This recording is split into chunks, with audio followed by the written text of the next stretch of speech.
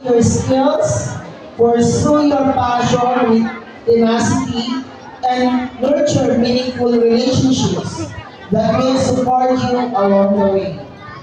Life's journey will undoubtedly present obstacles, but remember that resilience and determination are your greatest assets in overcoming adversity.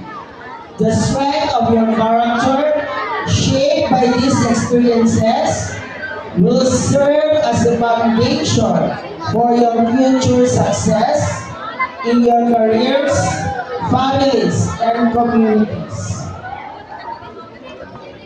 Joel Brown wisely remarked, it's not the failure in our life that define us.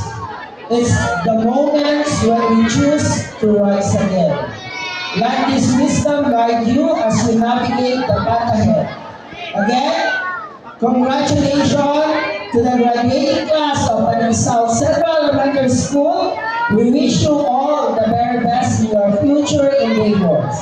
May your journey be filled with purpose, joy, and exceptional achievement.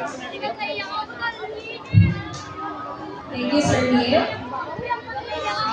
Dear graduates, Be bold, be courageous, strive to be